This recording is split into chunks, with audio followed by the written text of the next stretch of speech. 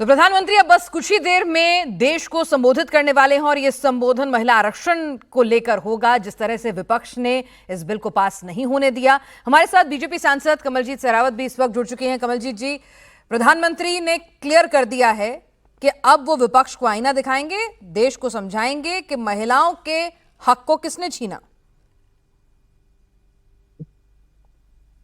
आपके सामने स्पष्ट रूप से कल देखने को मिला कि किस तरह से लोकसभा में इस बिल के समर्थन में वोट ना देकर इस बिल के संशोधन को गिराने की कोशिश और सभी दलों ने मिलकर इसको किया है। नारी शक्ति वंदन अधिनियम 2023 में पास हो चुका है, इसमें कोई शक नहीं है। 33% आरक्षण देश की बहनों को मिलेगा, ये प्रधानमंत्री नरेंद्र मोदी जी सुनिश्चित कर चुके हैं। लेकिन अगर वर्तमान परिस्थिति में बिल की जो कंडीशन है उसमें परिसीमन से पहले देश का सेंसेक्स और डिलिमिटेशन होना आवश्यक था।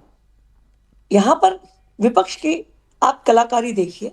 विपक्ष ने देश में जाति जनगणना की मांग करी और सत्ता पक्ष ने उनकी इस मांग को माना और 2025 में जनगणना में जाति के कॉलम को जोड़ दिया गया।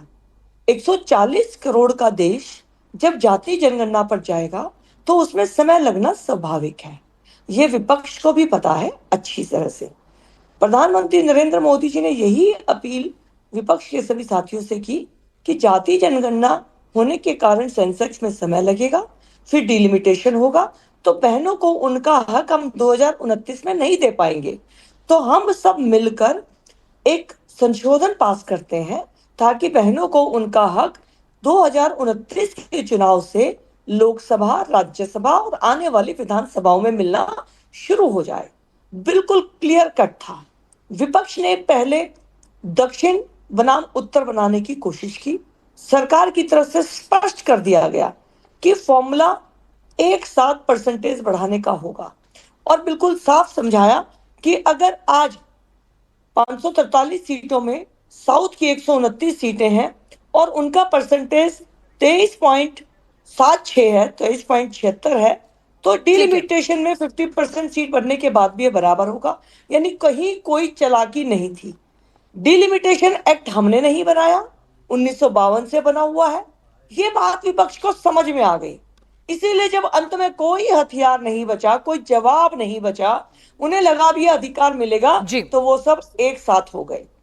मेरे जैसी देश की बेटियां जो ओबीसी वर्ग से भी आती हैं, साधारण परिवार की बेटी है जिसके घर में कोई राजनीति में नहीं, ऐसी बेटियां ना आ जाएं लोकसभा में, सिर्फ इनके परिवारों की बहन, बहू, बेटियां ही नजर आए, ये कांग्रेस की सोच रही है। इन्होंने इसको फिर से साबित किया और हमने फिर से इनका असली चेहरा देखा है। ठीक है, तो असली चेहरा आज प्रधानमंत्री नरेंद्र मोदी भी जब अब से बस बमुश्किल 10 मिनट का वक्त बचा है, जब देशवासियों को संबोधित करेंगे, उन्होंने बता दिया है कि महिला आरक्षण पर वो बोलेंगे और इस बार खुलकर बोलेंगे। पहले कंसेंसस बनाने के लिए विपक्ष के साथ बहुत प्यार से बात हो रही थी, उन्हें समझाया जा रहा था, लेकिन अब जो विपक्ष का नैरेटिव है उसको कहीं ना कहीं यहां पर प्रधानमंत्री बताएंगे, समझाएंगे देशवासियों को। कमलजीत शेरावत जी, आपको बहुत बहुत शुक्रिया।